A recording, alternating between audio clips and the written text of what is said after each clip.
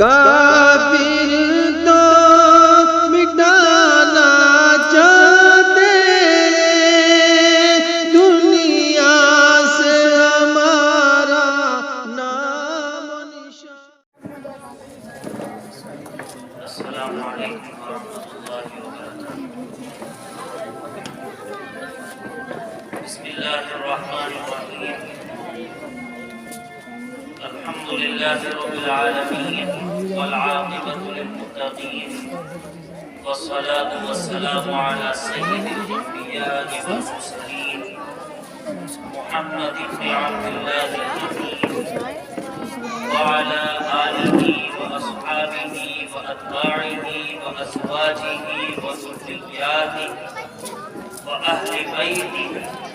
ومن تبعهم بإحسان إلى يوم الدين، أما بعد، فأعوذ بالله من الشيطان الرجيم، بسم الله الرحمن الرحيم۔ لو أنزلنا هذا القرآن على جبل لرأيته خاشعا متصدعا من خشية الله،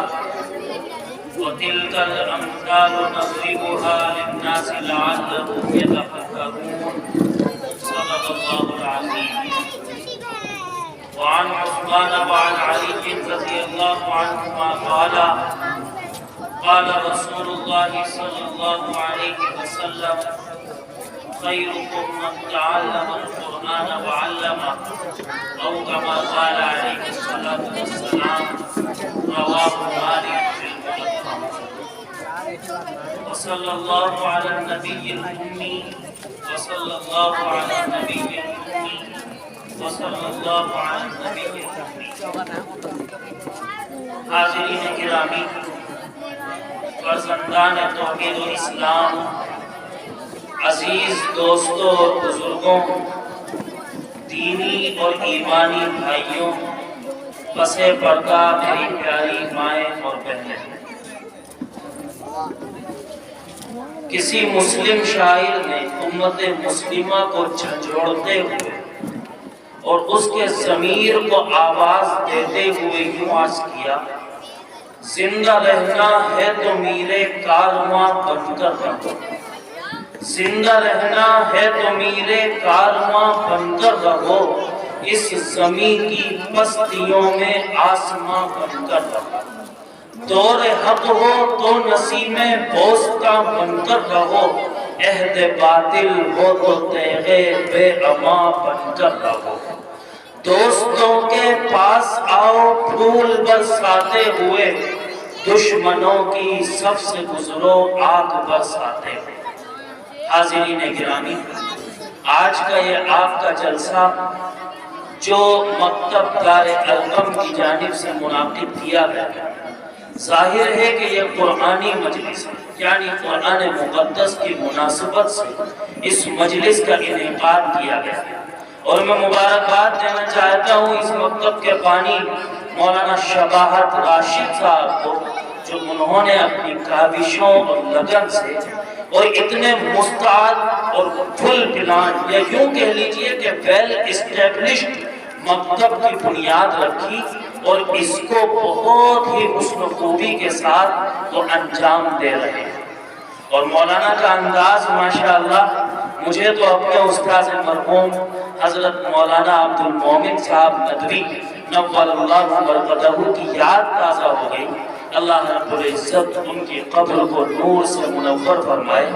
جنت الفردوس میں مقام کریم نصیب فرمائے، ان کے بچوں کو، ان کے شاگردوں کو، میں خود ان کا شاگرد رہا ہوں، اللہ رب العزت صبر جمیل عطا فرمائے۔ بہرحال وقت بہت کم ہے، صرف چند ساعتوں میں اور چند لمحوں میں مجھے اپنی کچھ باتیں آپ کے سامنے عرض کریں۔ سب سے پہلی بات یہ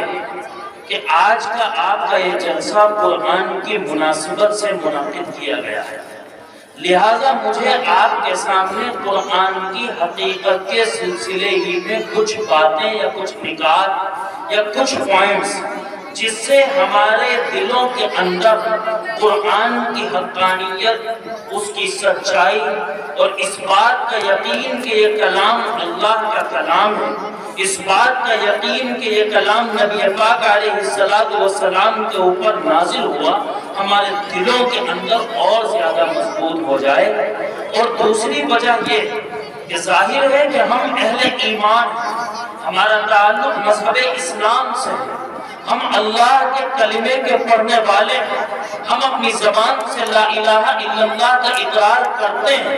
اگر ہم سے یہ کہا جائے کہ قرآن کیا ہے تو ہم تو کہہ دیں گے کہ اللہ کی کتاب ہے، لیکن اگر کسی غیر مسلم کے سامنے، کسی یہودی کے سامنے، کسی نصرانی کے سامنے، کسی عیسائی کے سامنے، کسی زرتشتی کے سامنے، کسی مجوسی کے سامنے، کسی ہندو کے سامنے اگر یہ کہا جائے کہ قرآن کو مانتے ہو تو ظاہر ہے کہ وہ تو یہ کہے گا کہ ہم قرآن کو نہیں مانتے۔ تو ہم قرآن کی حقانیت یا قرآن کی سچائی یا اس بات کا ثبوت کہ یہ قرآن اللہ کی کتاب ہے کسی غیر مسلم کے دل میں کس طرح سے بٹھائیں، یہ چند باتیں آج کی اس قرآنی مجلس میں آپ کے سامنے مجھے عرض کرنی ہے۔ کم و بیش اس دنیا میں 1,24,000 انبیاء کرام تشریف لائے۔ حضرات علماء کرام تشریف فرمائے، وہ بہت خوبی جانتے ہیں کہ کم و بیش 1,24,000 انبیاء کرام اس دنیا میں تشریف لائے۔ اللہ رب العزت نے سب کو اپنی اپنی ذمہ داریاں، اپنا اپنا علاقہ، اپنا اپنا خطہ دیا، سب نے اپنی اپنی ذمہ داری اس نے خوبی کے ساتھ انجام دی۔ اور اس کے ساتھ ساتھ اللہ رب العزت نے تمام انبیاء کرام علیہ السلام کو کوئی نہ کوئی معجزہ عنایت فرمایا۔ حضرت ابراہیم علیہ السلام کا معجزہ یہ تھا کہ جب ان کو آگ میں ڈالا گیا تو آگ ٹھنڈی ہو گئی۔ قرآن مقدس میں خود ارشاد فرمایا، قلنا یا نار کونی بردا وسلاما علی ابراہیم، کہ ہم نے آگ سے کہا اے آگ ٹھنڈی پڑ جا اور سلامتی ثابت ہو ابراہیم علیہ السلام پر۔ چنانچہ آگ ٹھنڈی ہو گئی اور اس نے سلامتی کا ثبوت دیا اور ابراہیم کا وہ بال بھی دیکھا نہ کر سکا۔ حضرت اسماعیل علیہ السلام کا معجزہ یہ تھا کہ ان کو چھری کے تلے سے زندہ نکال لیا گیا۔ حضرت موسیٰ علیہ السلام کا معجزہ یہ تھا کہ جب وہ اپنی لاٹھی کو زمین پر ڈالتے تو وہ سانپ بن جاتی۔ حضرت عیسیٰ علیہ السلام کا معجزہ یہ تھا کہ اگر وہ کسی مردہ کو ہاتھ لگا دیتے تو وہ مردہ زندہ ہو جاتا۔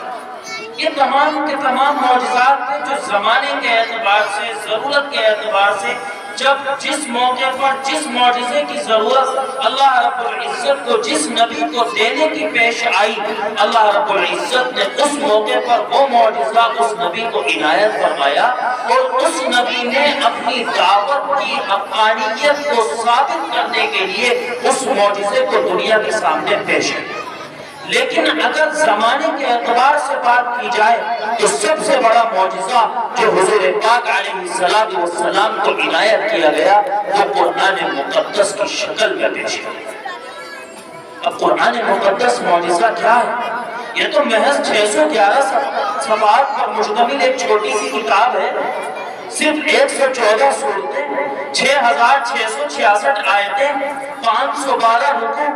اس میں ایسی کون سی خاص بات ہو گئی کہ اللہ رب العزت نے اسے معجزہ قرار دے دیا؟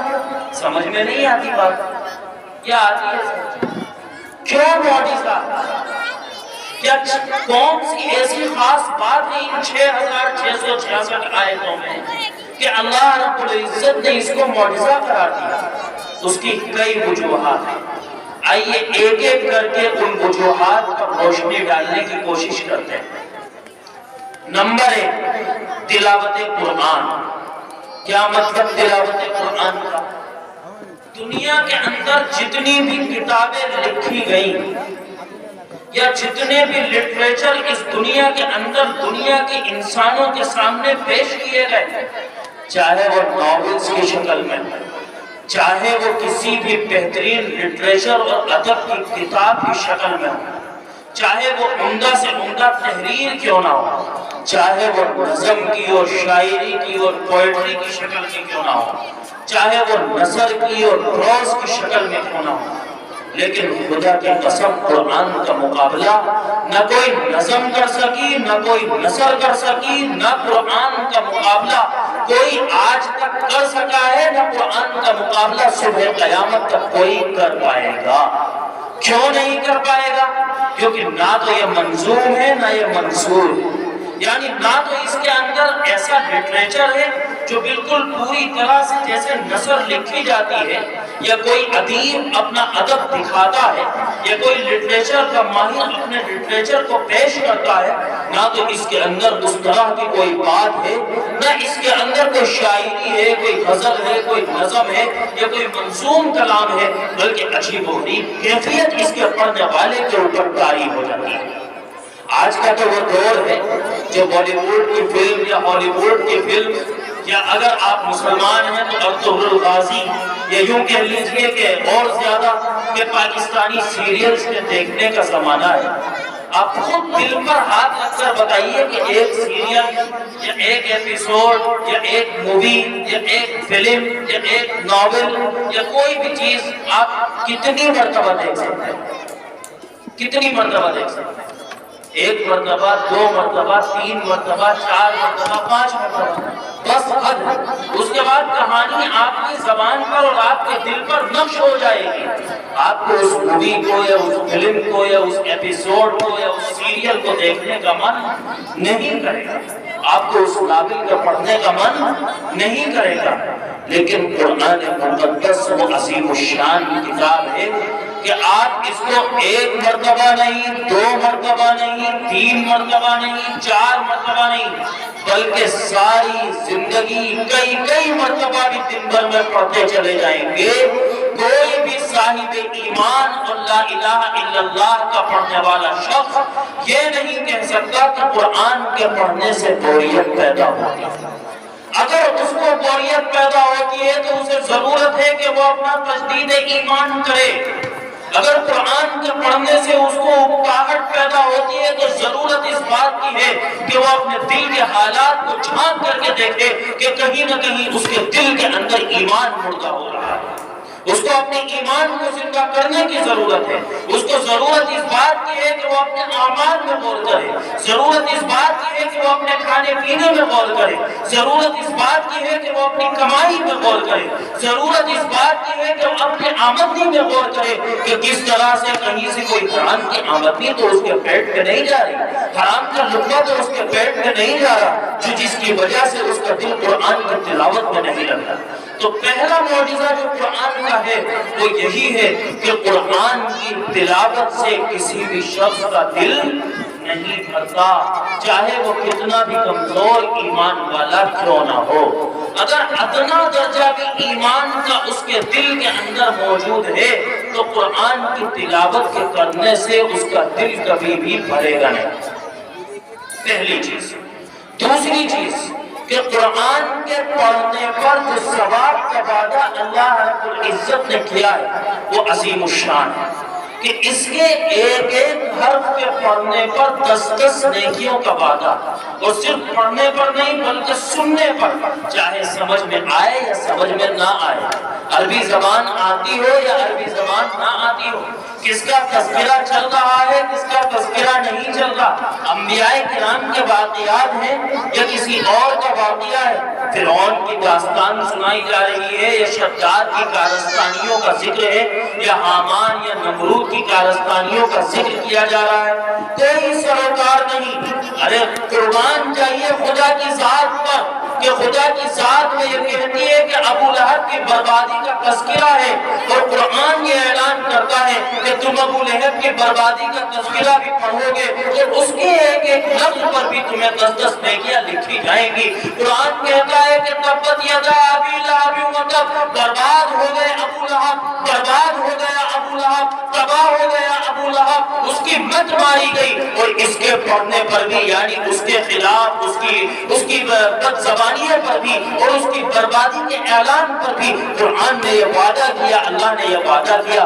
کہ اس آیت کے پڑھنے پر بھی تمہیں ثواب ہے۔ بتائیے کیسی عظیم الشان نعمت کہ کسی کی بربادی کا تذکرہ ہو، کسی کے عذاب کا تذکرہ ہو، کسی اور چیز کا تذکرہ ہو۔ فرعون کا تذکرہ ہو رہا ہے، ابلیس کا تذکرہ ہو رہا ہے، لیکن اس کے باوجود بھی ثواب کس کو مل رہا ہے؟ اس کے پڑھنے والے کو مل رہا ہے۔ اس سے بڑا انعام اور کیا ہو سکتا ہے؟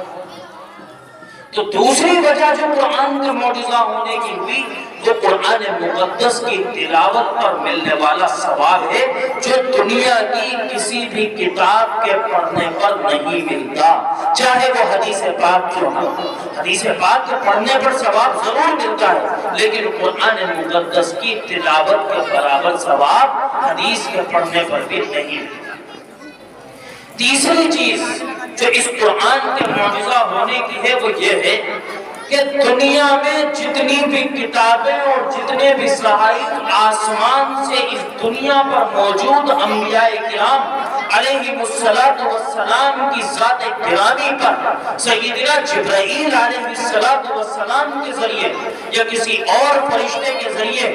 دنیا کے تمام انبیاء کرام علیہ السلام کو دیے گئے، ان تمام کی حفاظت کی ذمہ داری اللہ رب العزت نے نہیں دی۔ ابراہیم کے صحائف مٹا دیے گئے، اسماعیل کے صحائف مٹا دیے گئے، توریت کے اندر کم و بیشیاں کر دی گئی، زبور کو اپنی اصلی حالت پر نہیں چھوڑا گیا، انجیل کے اندر بہت سی خرافاتیں کی گئی، لیکن مجال ہے جو قرآن کے اندر ذرہ برابر کمی بیشی آ جائے، کیونکہ اللہ رب العزت نے اس کی حفاظت کا ذکر کیا ہے۔ ابھی مولانا نے عرض کیا تھا اِنَّا نَحْنُ نَزَّلْنَا الذِّكْرَ وَإِنَّا لَهُ لَحَافِظُونَ، ہمیں نے اس ذکر نامے کو یعنی اس نصیحت نامے کو یعنی قرآن مقدس کو نازل کیا ہے اور ہم ہی اس کی حفاظت کرنے والے ہیں۔ دنیا نے لاکھوں مرتبہ کوششیں کی، وہ رشیا کی تاریخ اٹھا کر کے دیکھیں، ہرزیگوئینا اور چیچینیا اور بوسنیا کی تاریخ کو اٹھا کر کے دیکھیں، ذرا تاریخ کے صفحات کو اٹھا کر کے دیکھیں کہ قرآن کو مٹانے کی لاکھوں کوششیں کی گئی۔ 350 سال تک رشیا کے مسلمانوں نے قرآن کے چہرے کو نہیں دیکھا،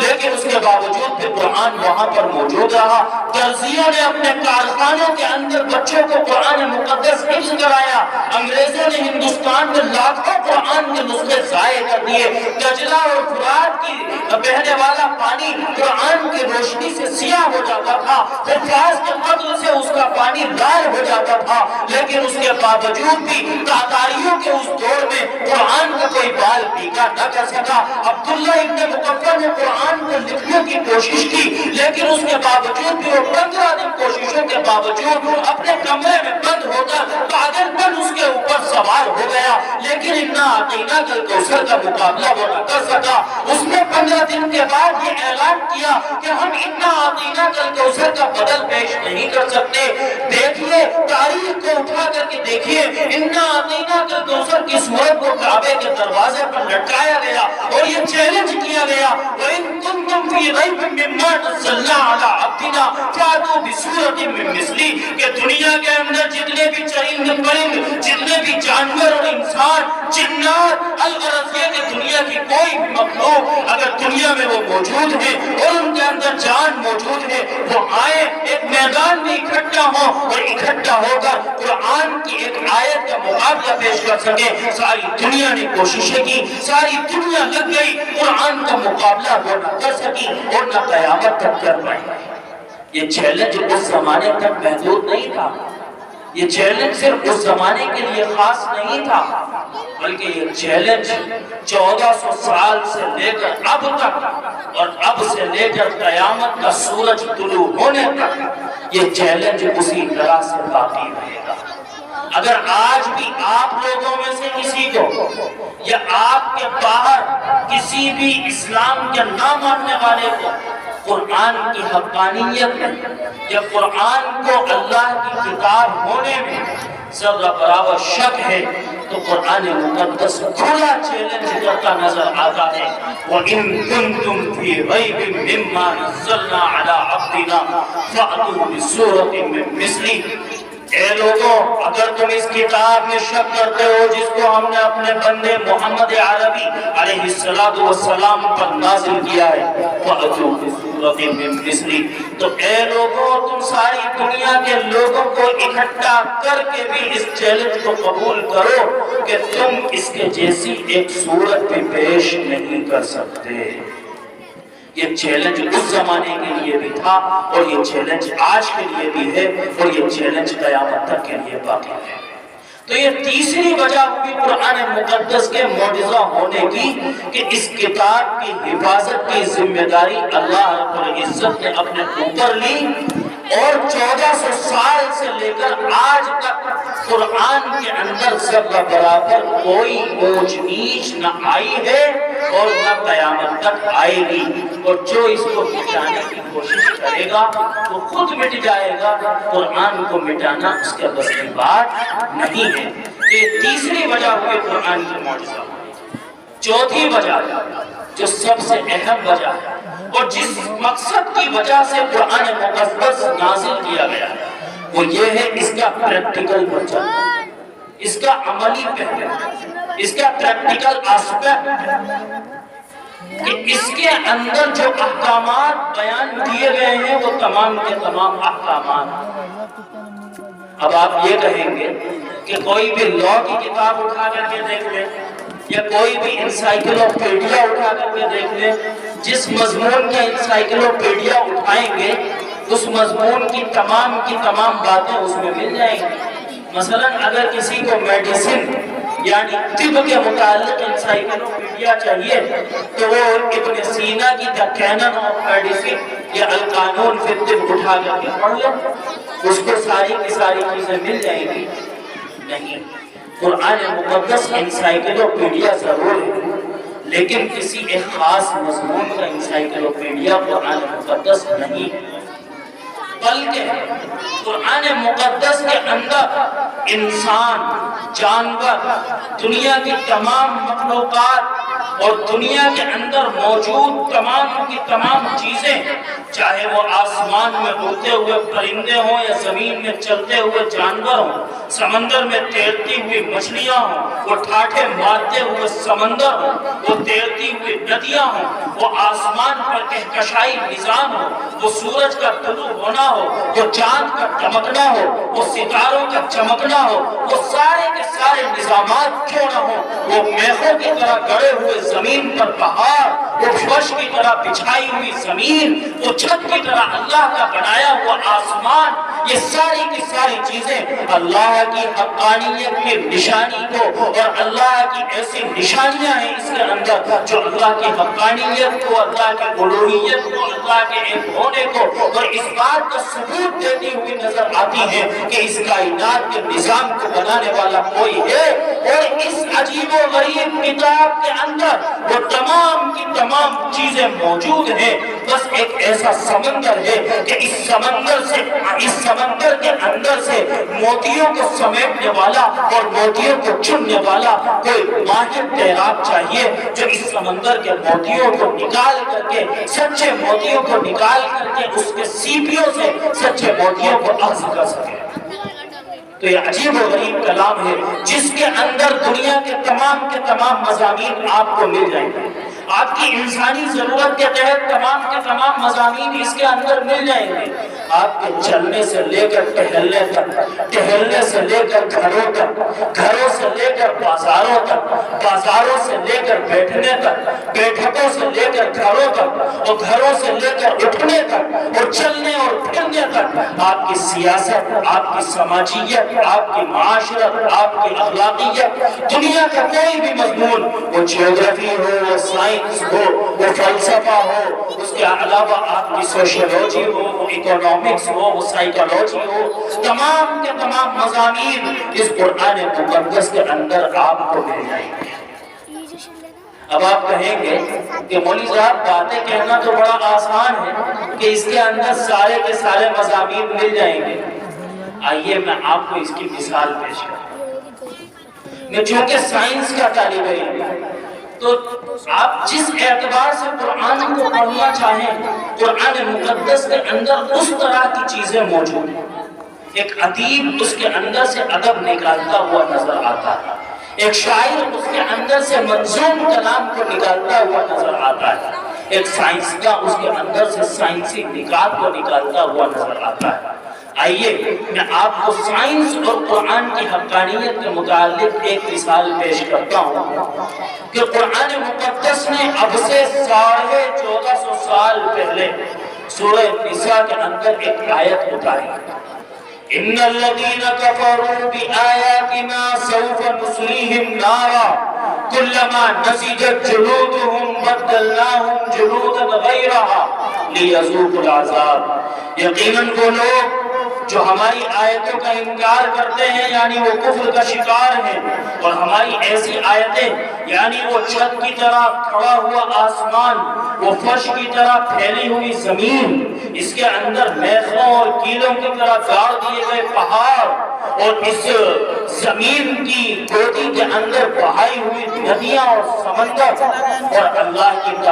تمام نشانیاں، وہ چرند، وہ پرند، وہ جانور، وہ رینگتے ہوئے جانور، وہ تیرتے ہوئے جانور، اور اللہ کی تمام نشانیاں ان کا جو لوگ انکار کرتے ہیں اور اللہ کو ایک نہیں مانتے، اللہ کی الوہیت کا انکار کرتے ہیں، اللہ کی یکتائی کا انکار کرتے ہیں، اللہ کے ایک ہونے کا انکار کرتے ہیں، وہ اللہ کو معبود نہیں مانتے، اللہ کے سامنے اپنی پیشانی کو جھکاتے نہیں ہیں، وہ اللہ کو مانتے ہی نہیں ہیں۔ سوف نصلیہم نارا، ان قریب ہم ان کو جہنم کی آگ میں گھسیٹ کر کے لے جائیں گے۔ کلما نضجت جلودہم، جب ان کی کھالیں جل کر کے جھلس کر کے ان کے جسموں سے چھوٹ جائیں گی، بدلناہم جلودا غیرہا، ہم ان کی کھال کو بدل کر کے دوسری کھال چڑھا دیں گے، لیذوقوا العذاب، تاکہ ان کو عذاب کا مزہ پتہ چلے۔ اب آپ غور کریے، آپ کو اندازہ یہ ہوگا کہ عذاب سخت وہ ہوتا ہے کہ کھال گل جائے، کھال جھلس جائے، اس کے بعد جسم کے لوتھڑے اور اس کا گوشت سارا کا سارا چھوٹ جائے، پھر اس کے بعد ہڈیاں بھی گل جائیں۔ یہ زیادہ سخت عذاب ہوا یا یہ زیادہ سخت عذاب ہوا کہ کھال جھلسی پھر نئی کھال چڑھا دی؟ ظاہر ہے کہ ظاہری عقل تو یہ کہتی ہے کہ ہڈیاں بھی گل جائیں، وہ عذاب زیادہ سخت ہوگا، ہے کہ نہیں؟ لیکن قرآن مقدس کیا کہتا ہے کہ نہیں، ایسا نہیں ہے، بلکہ جب کھال جھلس جائے گی تو ہم نئی کھال کو چڑھا دیں گے، لیذوقوا العذاب، تاکہ عذاب کے ذائقے کا پتہ تو چلے، عذاب کے مزے کا پتہ تو چلے کہ عذاب ہے کیا۔ اب نئی کھال کو چڑھانے کی ضرورت کیوں پیش آئی؟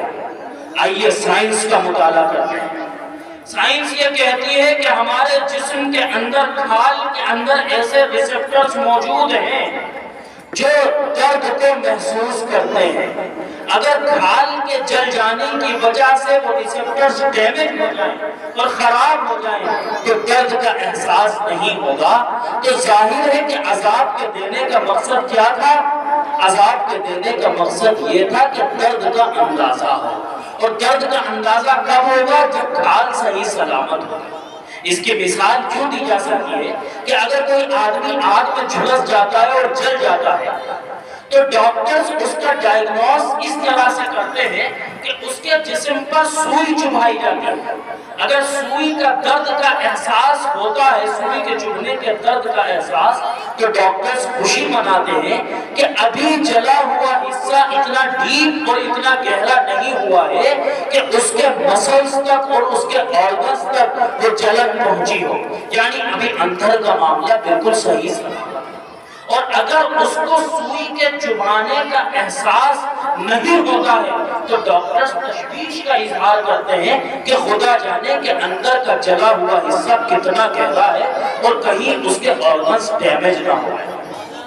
تو نتیجہ یہ نکل کر کے آیا کہ اللہ رب العزت نے درد کو محسوس کرنے والے سارے کے سارے ریسپٹرز کھال کے اندر موجود رکھے ہیں۔ اگر یہ کھال چل جائے گی تو درد کا پتہ نہیں چلے گا۔ یہی وجہ ہے کہ قرآن مقدس نے کہا کہ جب تمہیں عذاب دیا جائے گا تو کھال کے جھلسنے کے بعد نئی کھال چڑھا دی جائے گی تاکہ عذاب کا پتہ تو چلے، عذاب کے ذائقے کا اندازہ تو ہو کہ عذاب کا درد ہے کیا۔ ایک مرتبہ تیز آواز میں کہیے کہ سبحان اللہ، جو بات 1450 سال پہلے قرآن مقدس میں کہی، وہ بات اب سائنس یعنی اب سے 100 سال پہلے اس کو ثابت کرتی ہوئی نظر آتی ہے۔ بتائیے کہ یہ کلام اگر اللہ کے علاوہ کسی اور کا کلام ہوتا تو اتنی گہری بات اس کلام میں ملتی نہیں۔ یہ تو صرف ایک مثال ہے۔ اگر اس طرح کی آپ آیتیں تلاش کریں گے تو کم و بیش 300 ایسی آیتیں قرآن مقدس کے اندر موجود ہیں جو سائنس اور قرآن کا بالکل متوازن حصہ ہیں۔ یعنی آپ اگر چاہیں تو اس سے سائنس کو نکال سکتے ہیں، آپ اگر چاہیں تو اس سے جغرافی کو اخذ کر سکتے ہیں، آپ اگر اس سے چاہیں تو سورج کے نکلنے کے نظام کو، چاند کے چمکنے کے نظام کو پوری طرح سے مطالعہ کر سکتے ہیں۔ یہ اس کی بھی مثال قرآن نے کہی ہے، وَجَعَلَ الْقَمَرَ فِيهِنَّ نُورًا وَجَعَلَ الشَّمْسَ سِرَاجًا، کہ ہم نے چاند کے اندر روشنی کو بھرا اور سورج کو ہم نے چراغ بنایا۔ مطلب کیا نکلا کہ چراغ وہ ہوتا ہے جس کے اندر اپنی روشنی ہوتی ہے، اور چاند کے اندر روشنی کو پہنچایا، یعنی چاند کے اندر اپنی روشنی نہیں ہے بلکہ دوسری جگہ سے روشنی لائی گئی ہے۔ سائنس بھی تو یہی کہتی ہے، بچے بھی یہی پڑھتے ہیں کہ چاند میں اپنی روشنی موجود نہیں ہے بلکہ سورج سے چاند کو روشنی ملا کرتی ہے۔ یہی بات تو قرآن 1450 سال پہلے کہہ رہا ہے، وَجَعَلَ الْقَمَرَ فِيهِنَّ نُورًا وَجَعَلَ الشَّمْسَ سِرَاجًا، کہ ہم نے چاند کے اندر روشنی کو بھرا، یعنی دوسری جگہ سے روشنی لائی گئی، وَجَعَلَ الشَّمْسَ سِرَاجًا، اور سورج کو ہم نے سراج یعنی چراغ بنایا۔ تیز آواز میں ایک مرتبہ کہیے کہ یہ کلام صرف اللہ ہی کا کلام ہو سکتا ہے۔ لہٰذا آج کی اس قرآنی مجلس میں یہ بات ثابت ہوتی ہے کہ یہ کلام اللہ کا کلام ہے، اور اللہ رب العزت نے اس کو معجزے کی شکل میں پیش فرمایا ہے، جو نبی پاک علیہ السلام کے تمام معجزات میں سب سے بڑا معجزہ ہے۔ اب بات ظاہر ہے کہ یہاں پر ختم نہیں ہوگی، اس تقریر کا یا اس بیان کا ایک پریکٹیکل آسپیکٹ بھی ہونا چاہیے، ایک عملی پہلو بھی ہونا چاہیے۔ ظاہر ہے کہ اس طرح کی باتوں کو بیان کرنے کے بعد ہمارے دلوں کی کیفیت بدلنی چاہیے، اور قرآن پر ہمارا ایمان اور زیادہ مضبوط ہونا چاہیے۔ جو قرآن اس طرح کی گہری باتیں کرتا ہو، ظاہر ہے کہ وہ اللہ ہی کا کلام ہوگا، اور جب اللہ کا کلام ہونا اس کا ثابت ہوتا ہے تو قرآن کی حقانیت ہمارے دلوں کے اندر جگہ کرنی چاہیے، اور جب قرآن کی حقانیت ہمارے دلوں کے اندر جگہ کرنی چاہیے تو مکتبہ دار ارقم کے قائم کرنے کا مقصد پورا ہونا چاہیے۔ کیا مقصد؟ کہ ہمیں اور آپ کو قرآنی بننا ہوگا۔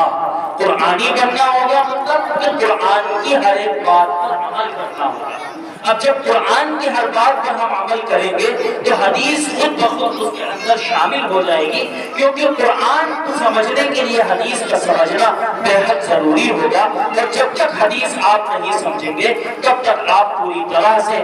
اسلام پر صحیح طرح سے عمل نہیں کر پائیں گے۔ لہٰذا آج کی اس تقریر کا اپنی بات کو ختم کرتے ہوئے ایک پیغام آپ کو دے کر جاتا ہوں کہ آج کی اس تقریر کا مقصد یہ ہے کہ قرآن اللہ کا کلام ہے، جو میں نے سائنسی مثالیں دے کر کے آپ کو سمجھایا، اور یہ بات ہمارے دلوں کے اندر گھر کر جانی چاہیے کہ قرآن اللہ ہی کا کلام ہے، اس پر ایمان مضبوط ہونا چاہیے۔ جب ایمان مضبوط ہوگا تو قرآن کی تعلیم کو ہمیں اپنے عمل سے ظاہر کرنا ہوگا، یعنی قرآنی بننا ہوگا، اور جب قرآن پر ہم عمل کریں گے تو حدیث پاک علیہ السلام پر بس خود عمل ہو جائے گا۔ بس انہی چند کلمات پر میں اپنی بات کو ختم کرتا ہوں۔ اللہ رب العزت مجھے بھی عمل کی توفیق عطا فرمائے، آپ سبھی کو عمل کی توفیق عطا فرمائے، قرآن کے مطابق اور حدیث کے مطابق زندگی کا گزارنے والا بنا دے۔ اللہ رب العزت ہمیں اپنا بنا لے اور وہ ہمارا بن جائے۔ وآخر دعوانا ان الحمد للہ رب العالمین۔